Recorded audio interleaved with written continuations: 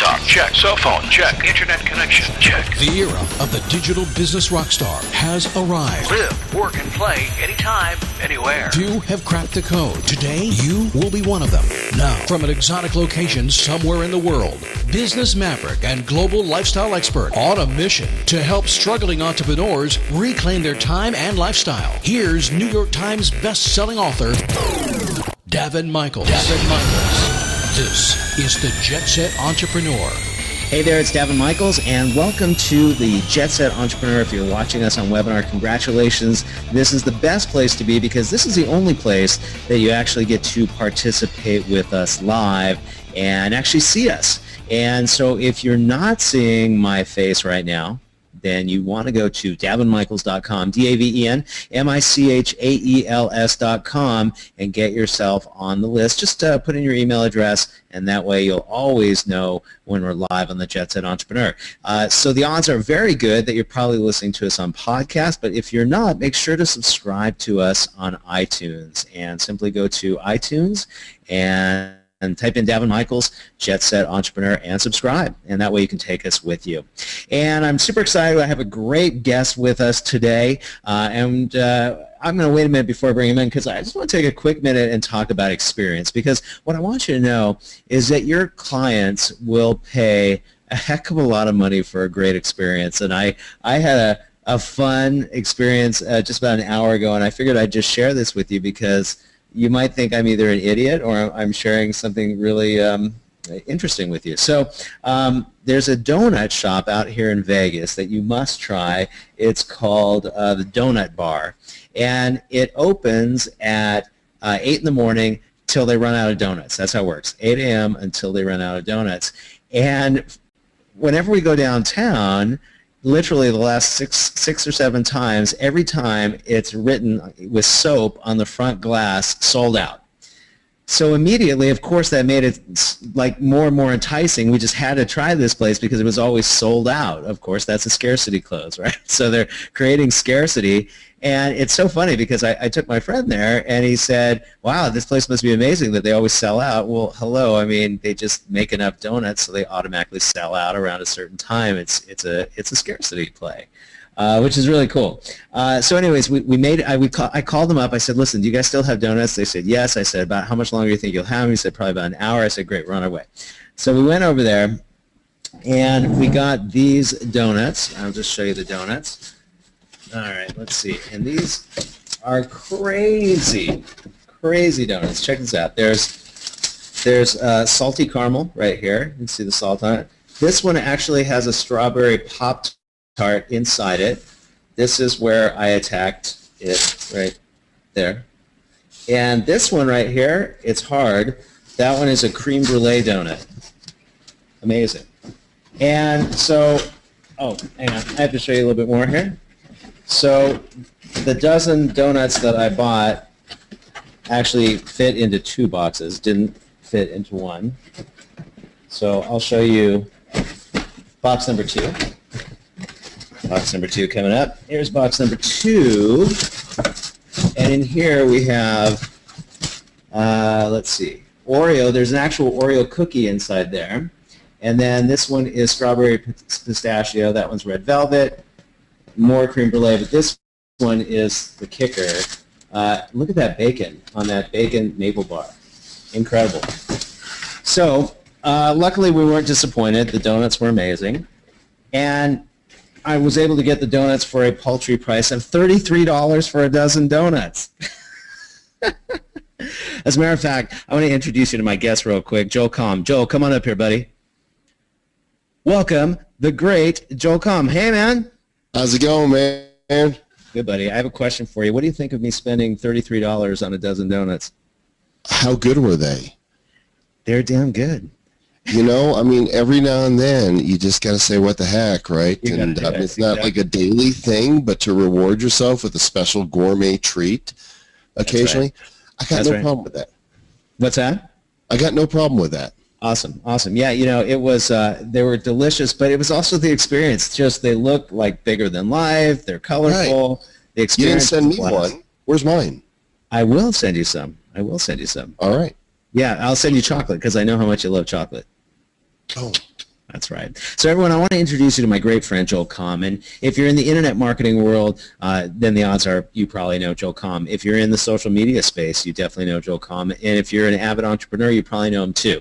But if you don't, I'll tell you a little bit about Joel. One of the brightest... There's that. What's that? His back itches. His back itches.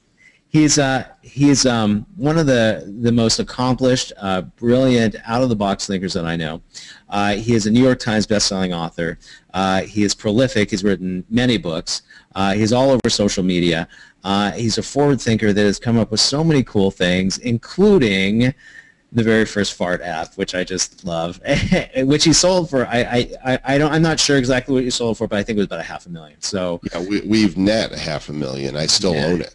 That's really cool. So what did you do? You just sold it and kept a piece, or did you not sell it? I didn't sell it. I've got partners on it, but I personally have net $500,000 with farts.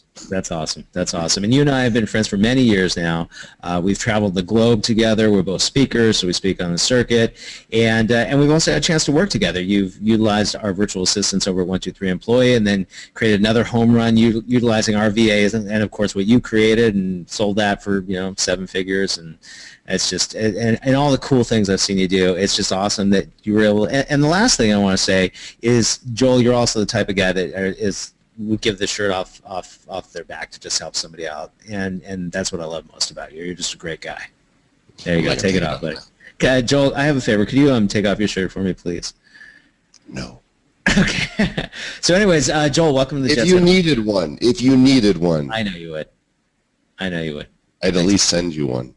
I know you got my back. Cool. A clean one. Thank you. Welcome to the Jetset Entrepreneur, my friend. Thanks. How are you today?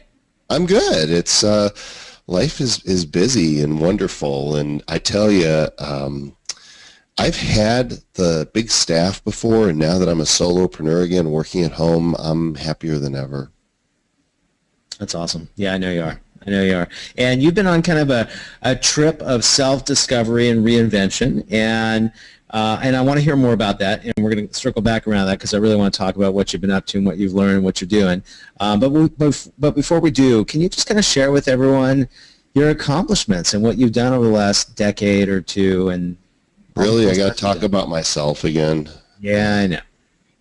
I say that half sincere because it really, when you hear yourself tell your own story again and again, it's like I did this and I did that and I read some books and I sold this to Yahoo and I made this app and I had a New York Times bestseller. Just so much, my own horn tooting. But just, suffice to say, I've been in this business for 21 years. And I've done just about everything that's not illegal, immoral, or fattening. So I've never, made donuts. I have eaten quite a few. And I play in a lot of different sandboxes. And right now, the thing I'm most excited about is live video, which we're actually live as we're, speaking to each other right now. Your members will see this in replay, but I'm especially pumped up about Facebook Live, Periscope, Blab, and even an app called Snapchat. And that's where I'm putting a lot of my energies and direction right now. Cool. And Joel, let's talk about Snapchat. Let's talk about some of the live platforms. Okay. I want to kind of get your take and what your play is on certain platforms. So let's start with Snapchat. So Snapchat is just crazy, off the chart. All the millennials and below are doing it, I think, more than everybody else, even though we're all starting to, adopt it and play around with it. Yep. Joel Comm. The adults are arriving. Snapchat is really, it's gone through 2 phases. The first phase was as a direct messaging app, and that's where the kids and, shall we say, other people picked up on it because you could send a picture or a message to somebody and then they view it and it would disappear. But in late 2014, Snapchat kind of reinvented itself by coming up with something called story mode. And story mode is basically the Snapchat version of your public Twitter or Facebook feed, where the people who are following you can see your snaps, and after 24 hours, your story disappears. But it's way more engaging. The tools that it creates allow people to tell stories that are educational, that are inspiring or motivating, motivating, that are just plain entertaining, that let people see where you are, what you're doing, who you're with. There's so many different ways that you could approach Snapchat. And what I've discovered is that the engagement levels on Snapchat are higher than any other social platform that I've ever been on, ever. I mean, we're talking even the beginning of Twitter. The number of people that are viewing and engaging with my snaps compared to the number that are following me, those percentages are off the charts. And so I love it as a creative platform to be able to share parts of my life, to tell stories, to teach, to inspire, to motivate, to entertain, and occasionally to do some marketing. Cool. So how often are you posting on Snapchat? I'm snapping daily. Depends on the story I'm trying to tell, how involved that story is, but an average day. So a snap is either a photo that you can post for anywhere between 1 and 10 seconds that it lasts on screen, or a video that's up to 10 seconds. And so the snaps I do on the average day, when I look at how long my snaps strung together are about 2.5 to 3.5 minutes of actual content that is consumed as a video each day.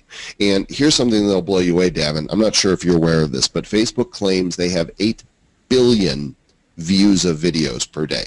And a video view on Facebook is if somebody watches for at least 3 seconds. Okay. Snapchat's latest numbers are out, and they're claiming 10 billion video views a day. This is why Zuckerberg wanted to buy Snapchat, because he saw this coming, and Snapchat turned down the $2 billion offer a couple of years ago. And now this is why we're seeing a shift in Facebook Messenger, why we're seeing Facebook buy apps like MSQRD that allow you to do fun face filters. This is why you're going to start seeing Snapchat-like functionality in the Messenger app. There's really a strong competition going there, but Facebook does not have what Snapchat does right now, and I'm all in on it. That's insane. You know, gosh, if you're in the technology business, it's frightening, because you could spend a decade building like this massive company, and somebody comes around after a couple of years and just trumps you. It's unbelievable. Yep. Now, granted, they made a few bucks along the way, which is good. They did. Yeah, they did. So, just out of curiosity, if you had a knock on your door, hey, we want to offer you $2 billion, would you turn it down or take it? Well, I mean, it depends on what it is I'm offering. And hindsight's 20/20, right? Dig was offered a ton of money, and they turned it down, and then the thing, they ended up selling for $500,000 when all of a sudden. Same with Groupon. Yeah. They got crushed. They thought they got too big for their britches, and you got to know when to hold them, know when to fold them, know when to walk away, know when to run. And since all of our crystal balls are broken or non-existent in the first place, it's hard to know. I think Snapchat had a feel for what they had, and the jury's still out. How's it going to end? I don't know. Yeah, and do you think that to answer your question, yes, I take the $2 billion. I'm good. Absolutely. Yeah, there's no difference between $2 billion, $3 billion, $4 billion, $10 billion. It's it's enough to last you a lifetime. Yeah, I'm in. I'm done. Then do whatever I want. Absolutely, but people operate from different places. That's right. So is it possible? I mean, of course it's possible. But what are your thoughts on Snapchat just being a trend? It's a trend that's growing. So as far as I actually didn't mean trend. Let me refine that. Fad. A fad. Yeah. I don't think it's a fad. They're too big to be a fad. There has been steady growth for 4 years. They've got over 100 million active users. I just shared how many video views they're getting a day. I think that there's a loyal enough user base. I mean, even Twitter, which is flatlined for years, hasn't seen significant growth, still has 300 million active users. So, if you could have said the same thing to me while Twitter was still growing, and even though they're hardly growing anymore, they still have a huge user base, and I think Snapchat is going to have that. Sure. Cool. So let's talk about your Snapchat strategy. And by the way, if you're watching this and you might be thinking, well, how does this apply to me? I meet people, entrepreneurs all over the globe. You and I both speak on stages. We both love to hang out and get to know people. And one of the biggest challenges I always find entrepreneurs are having is that they don't have a big list or a big following. And that goes from people that are just getting started out to people who have established businesses, maybe multi-million-dollar businesses, but they just never played in the online space. So they just don't have a following or a base.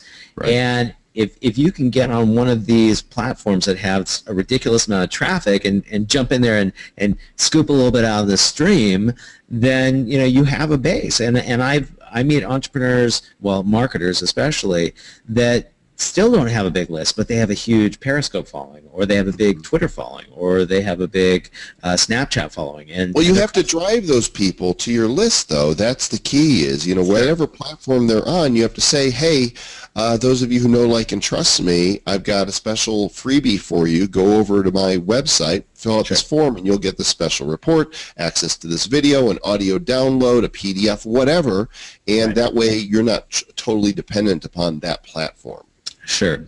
So I want to talk more about your strategy, because it's one thing to just go out there and say, I'm going to do a bunch of snaps, but without a strategy, it's going to be useless. So let's talk about your strategy.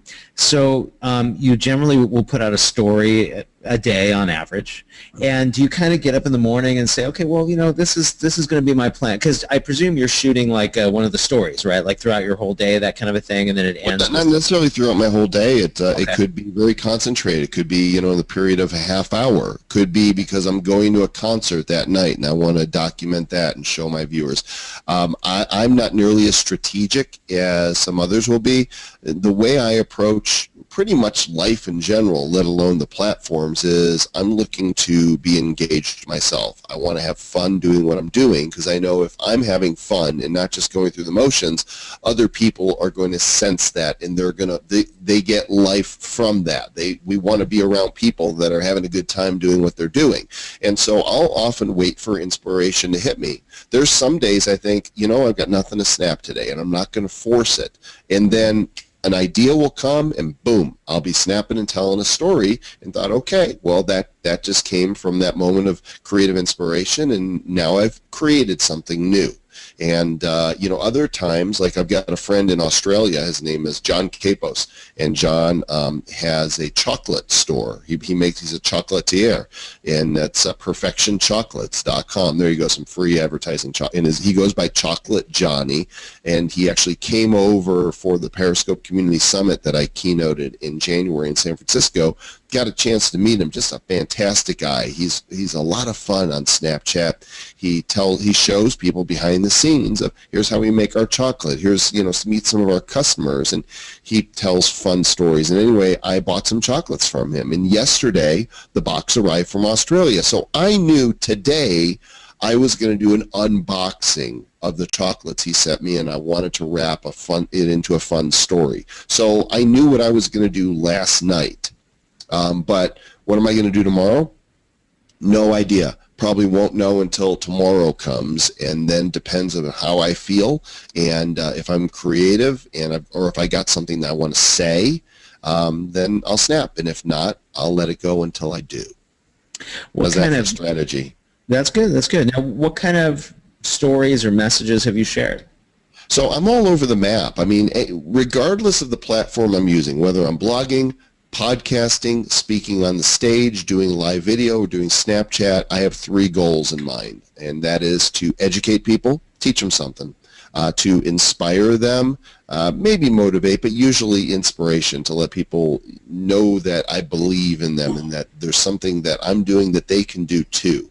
And to entertain them. And usually it's a mishmash of all 3 of those. I think the most important part of those is the inspiration. Because if you can touch somebody emotionally, then they might actually listen to what you're teaching them and retain it. And if you can make them laugh along the way, then you've got an even better chance of them remembering that they enjoy watching your stuff. And so, I'm 12 years old inside. And so for me, Snapchat reminds me of my dad handing me his Super 8mm movie camera when I was a kid. And recording silent movies, the power that gave me to be creative. And Snapchat's kind of like that for me. So my goal is to have fun and build a tribe that likes, knows, and trusts me, that enjoys the content that I create and the value that I bring them. Cool. And So let me ask you this. So we understand your strategy a little bit. You sort of find inspiration in your day and kind of... It's called Be Myself. That's my strategy. What was that? It's called Be Myself. Yep, That's got my that. strategy. Sure. And then it's you the said... easiest thing to do, Daven, and yet people struggle with this. They try to emulate other people. Sure. And I just find that maddening. Like, I'm not a good actor. I've tried improv before, and what I realized is that I'm only good at one role. In fact, I'm so good at that role that nobody else should even try. They can't touch it, and that's being me. Yeah. And if we all took that seriously and explored what that means to be ourselves, warts and all, with all the flaws that we have, because we identify with people who are flawed. We don't have to be perfect, and I'm certainly not. But using whatever those passions are and leveraging our talents, our own skills, our abilities, and our unique personality, when we stop trying to go, I want to be like that guy, or I wish I was that person, we'll actually find a lot of freedom to just be who we are. I agree. So, yeah. So, all right. So you... So you'll do daily posts, and then you said every once in a while you'll tie them back to something, and we'll call that a lead magnet, a piece of information, a list, something you wrote, an article, what have you, and they'll have to kind of come back and opt into your list to get that. Yeah, well, and usually it's very organic. For example, being a big fan of Snapchat, if you want to snap and take pictures or videos, you have to have the phone in your hand, and you have to hold down on the little circle that shows on the phone, or the record button. That means that one hand is always busy. And so I was on the lookout for a Bluetooth remote controller that I could use to snap hands-free. Well, I found one and was able to get a bulk of them from a distributor, and I'll tell people, here's how I snap hands-free. And I give them a website where they can go buy them from me. And so it's really, it's very organic and integrated. It's not like I need to go out of my way to go, you should go buy my stuff. Yeah. It's me saying, I found a solution to a problem I had, and now I want to help solve the problem for you. And here's how you can go and buy one of these. Gotcha. That's cool. So I want to talk more about that and where you're leading people and what your methodology is, and I'll kind of back up and explain why. So, you were chugging along for many years. You had big companies. You sold, chug, and you would create the companies with an exit in mind, and you'd sell them. And you've done a great job doing that. And then, a few years ago, a few years ago, you kind of stepped back, and you kind of, look, you and I are both at kind of the midpoint in our lives. That's kind of where we're at, right? And you kind of took an assessment. You said, look, I'm gonna redefine myself. And so right now, correct me if I'm wrong, but you don't really have, like, if you were sending somebody to a lead magnet, yeah, you might sell them this little tchotchke, but you're not selling anything big right now online. That's not your goal. Well, it depends on what your definition of big is, but because of how I've been able to find myself as a leader in the live video space, I actually do have a training that I'm selling now. So that's where it's going. Yeah, the live video revolution. That's what people are purchasing. So I have students, I have training, and I'm channeling what I've discovered in live video to teach others. Perfect. Okay. And how much are you charging for that training? It's $497. Okay. One time? Yep. Okay. Well, there is a monthly ongoing for $67, but they can get the majority of the training, and then think about live videos, it changes on a regular basis. Yeah, right. There's new apps, there's new features, new functionality, which means that I can't just set it and forget it. I've got to be up to date, and so each month we want to make sure people have that. But we've got a lot of people that just, got the basic training, and there's so much in there that they are still absorbing it. Cool. And so how's that delivered? Is that just on a membership site? It's a series of videos and trainings? Yeah, it's all online. Okay, that's awesome. All right, good stuff. So, so now there it is. Okay, let's take a look. So live training product, join the live. Okay. Can I get the URL? What's that? Of course, please do. Yeah, it's at livevideorevolution.com. Very good. That sounds great. I'd love to check that out myself. So Also, you just, not change the subject because we're going to circle back around this because I want to go deeper, but I noticed we just faded to that, and I know before we went live that you got some cool equipment there. You've got it's a 2-camera shoot. You've got a pro mic there. You were able to fade in and out. So you got to, let's go behind the scenes with Joel Comm. You got to show me how you're doing this production stuff. Yeah, well, I don't have the ability to screen share using the software that we're using, but I do have 2 cameras set up, one here in front of my monitor and one over here, an HD camera to my side. Okay. And then I'm using a piece of software that's called ManyCam, M-A-N-Y-C-A-M. ManyCam for many cameras. And basically it's a miniature studio that lets you have multiple cameras. It's available for both Mac and PC. There's there's another piece that's just on the Mac called Cam Twist.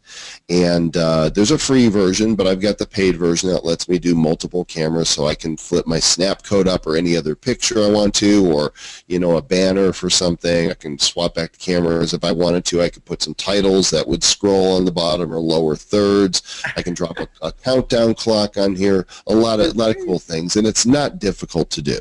That is awesome. I love that. I'm going to pick that up. So, so there's ManyCam, M-A-N-Y-C-A-M, and then for Mac only, Cam Twist, C-A-M-T-W-I-S-D. Sweet. I'm going to pick that up. I think that is so cool. Yeah, a lot of fun. I actually have this great idea. I think maybe what I'll do is I'll have like 2 locations. So I'll be like, I'll introduce our guests, and then I'll say, great, come on in with me. We're going to go into the living room and continue this conversation. We could do that, right? You absolutely could. Well, and if I wanted to, I can even set my phone up as another camera and switch to it, and I could go and take you around. You could go mobile. That is awesome. Thanks for sharing that tip. That's awesome, Joel. Cool. All right, so back to Snapchat. We're snapping. Occasionally we'll drop a little something so they can learn more about what you got.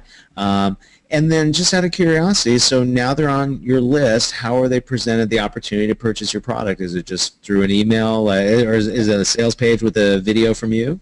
Well, the sales page at livevideorevolution.com is actually a mini documentary. It's not your traditional sales letter at all. It's about 30 minutes of me talking about what the live video revolution is and demonstrates for people why live video is the next big thing. There's no doubt in my mind. You know, I've been at this 21 years, and there's some things that I don't do well at all, but one of the things I really have a gift for is spotting the next big thing. And yeah, you do. Just to give you, you know, a little background on that, now is a good time to talk about where I've been because it plays into where I want to go here. You know, I knew that websites were going to be a thing, and I built one in 1995. I saw online gaming as a great opportunity and built a site in 97 that I sold to Yahoo for 7 figures. I saw e-commerce as a big deal and had a site in 1999 that offered coupons and bargains to people. Ended up making a lot with that and selling that site off. I got into Google AdSense as a way to monetize websites and blogs very early in 2004, and I was the guy who wrote the book that taught the world how to do it. I saw blogging as a big thing. 2003, went all in. You know, most people had no idea what a blog was in 2003.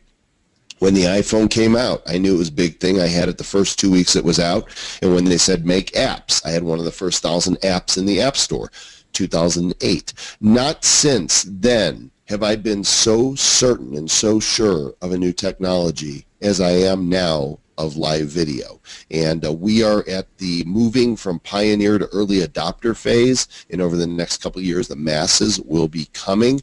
Those who position themselves now will be like those who started blogging in 2004, those who were building iPhone apps in 2008 and 9. This is it. This is when people are going to look back and go, I learned this and I started becoming a practitioner, or they're going to look back and go, you know, I heard about this, why didn't I do this? Because now the masses are here and it's too competitive to get a seat at the table. So the live video revolution is all about showing people that this is the next big thing. This is going to change the way we consume content. And I predicted a few months ago that Facebook would take Facebook Live and begin creating their own original shows. And they just announced this last week that they are creating, with the cooperation of a major PR firm in New York, they're going to be doing their own morning show, which is going to compete with Today's Show, Good Morning America. It's just the beginning, and that's why now is the time. Yeah, I would have to agree with you. So let me ask you, though, like, I would agree with you. At the same time, I don't know who's going to win the race. And maybe there's going to be one winner, maybe there's going to be a bunch. So let me get your take. What's that? I can tell you. Okay, well then let's do it this way though. I'm gonna call you off some different live streaming platforms, and I want to get your take on where they're at now and where they're going. Okay. Okay. So we'll start with Hangouts. Okay.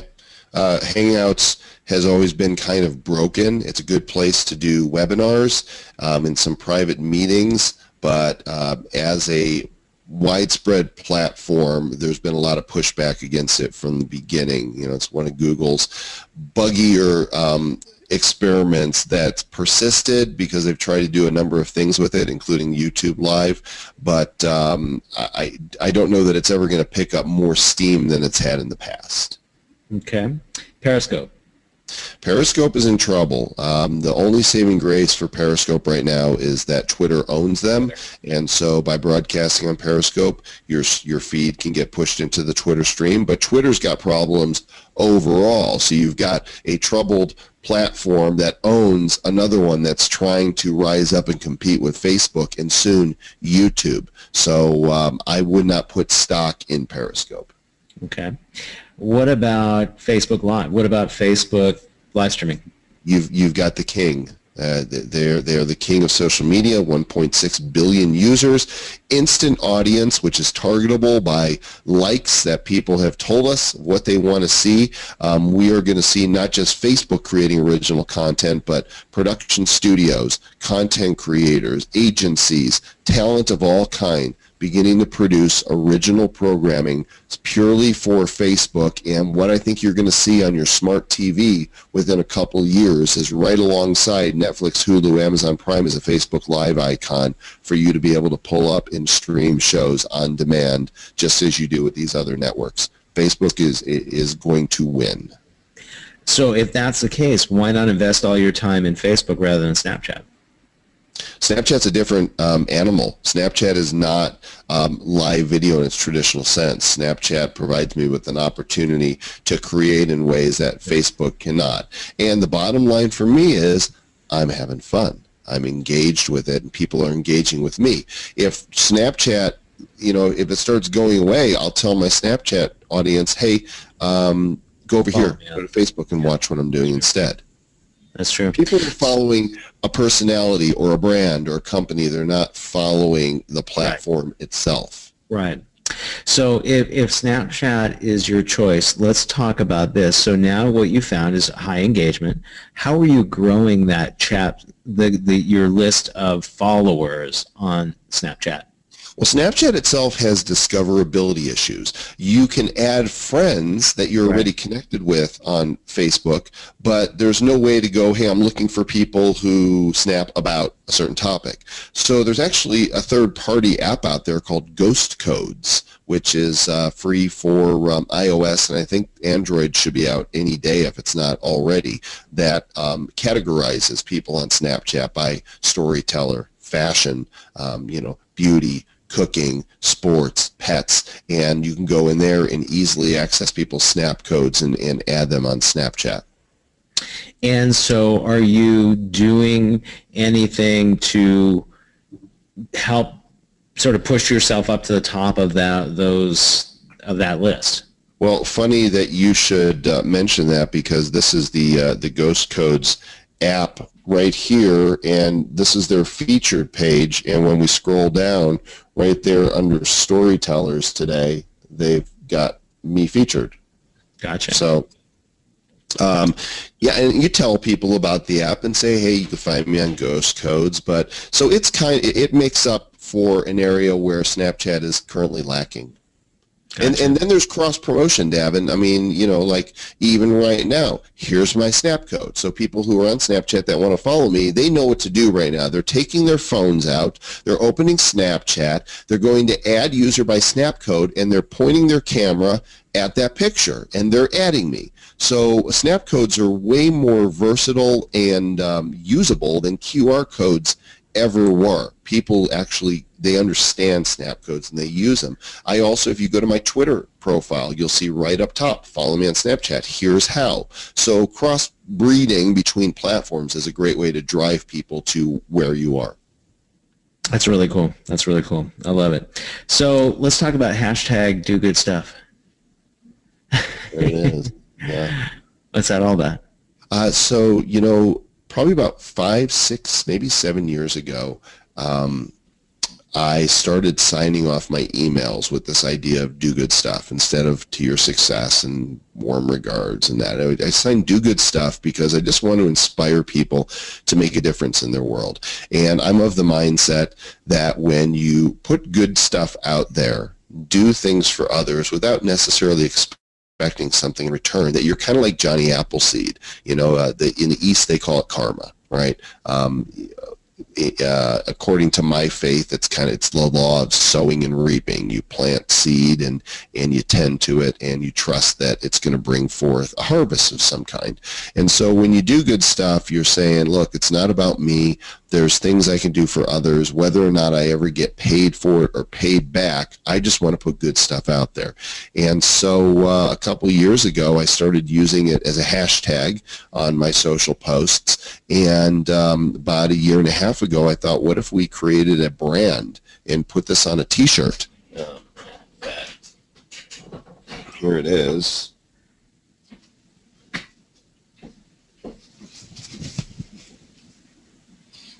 Had a little logo made, and I thought, you know, if I'm going to make this shirt, because if I make it and I wear it, it'll make me to be conscientious, to be a better person. Because, look, I get frustrated, especially in traffic and in grocery lines. And, you know, if I'm wearing a do good stuff shirt, it's kind of hard to be a jerk to somebody else. So I kind of made it as a reminder for myself, but we've actually sold several hundred shirts online, and in July we're doing an Indiegogo campaign to raise money for the Do Good Stuff brand, and we're tying it to waterislife.com, and we'll be taking a portion of the proceeds and building clean water wells in Africa and actually saving lives as a representation of what it means to do good stuff.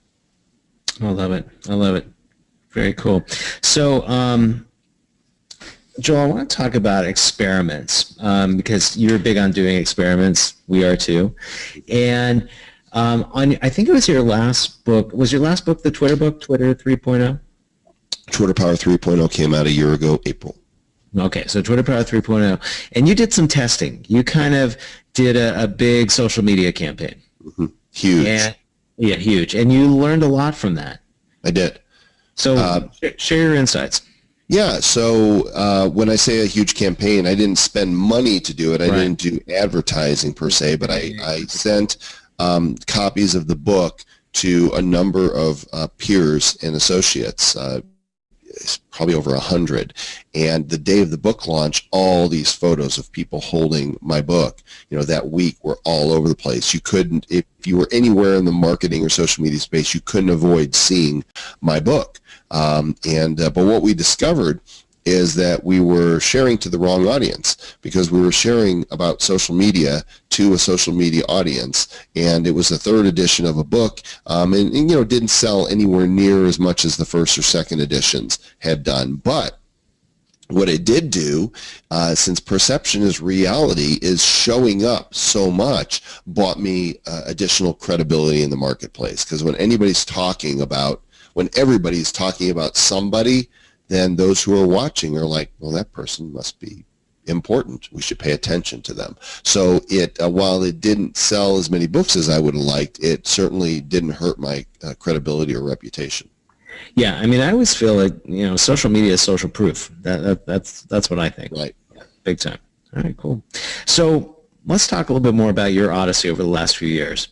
So you've really been switching gears. For many years, when it came to speaking, you were a selling speaker. And for those of you out there that may or may not know the difference, there's, in the world of speaking, there's generally two types of speakers. There's a keynote.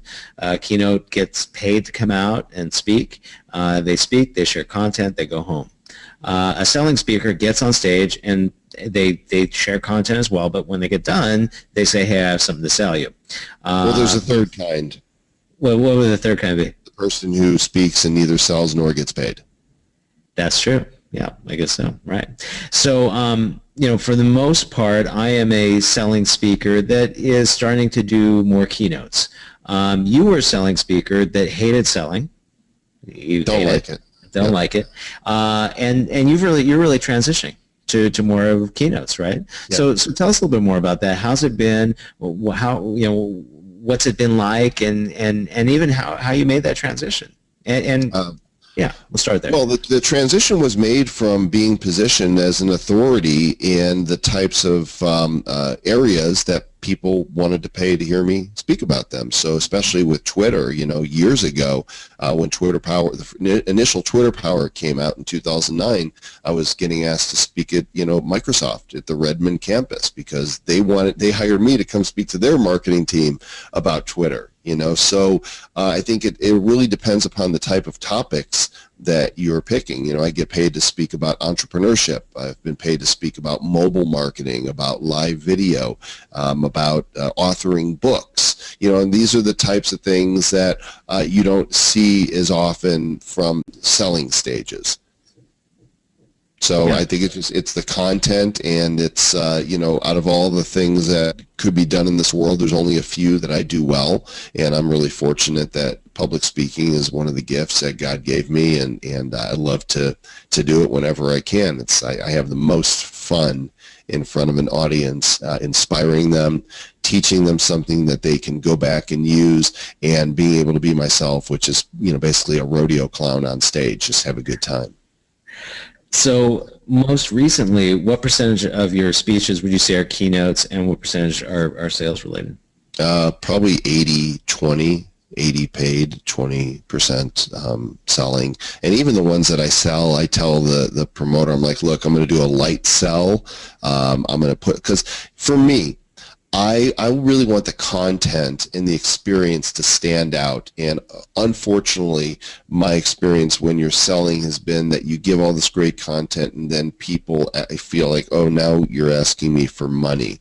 And that's never how I want to approach it. I'm not asking you for money. I'm saying, here's what I've got. If you want it, this is what it costs. But it kind of takes, for me, it removes a little bit from the impact that I want to have, and that's one of the reasons that I prefer just getting paid to speak, even though I've made more selling from the stage than I could ever make, in a single talk that I'm not selling, but I just prefer the content. Yeah, and it's a positioning play. It's a longer term play. Mm-hmm. Yeah, absolutely. And how many times a month would you say you're speaking these days? It varies. Some months I've had 4 or 5 gigs. Others, it's 1, sometimes 2. Okay. Some months are slow. Some months are busy. And sometimes there's times that I'll speak in an event where there's some events out there that are not paid. And they're well known who they are in the industry, and you basically apply to speak, or they ask you to. And I always ask at a minimum that they've got my air and hotel taken care of, and it's very few events that I'll say yes to it. But occasionally those happen as well, because I find value in payoff in other areas.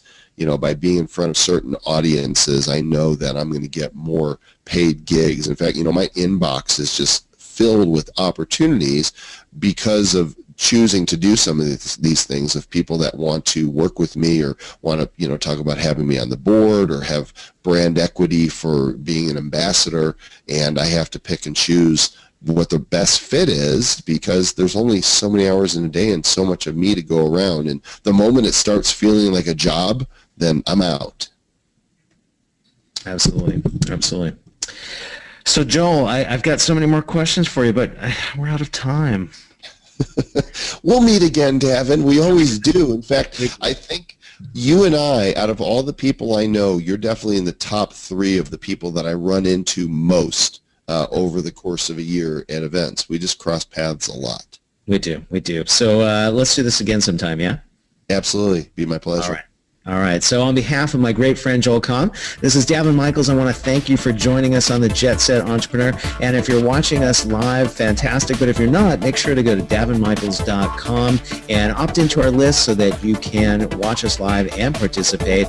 And if you are currently not subscribing to us on iTunes, make sure to go to iTunes and type in Daven Michaels Jetset Entrepreneur. That way you can take the Jetset Entrepreneur with you everywhere you go. So until next time, this is Daven Michaels with my great friend Joel Comm. Live your true life adventure. We'll see you next time. Bye for now.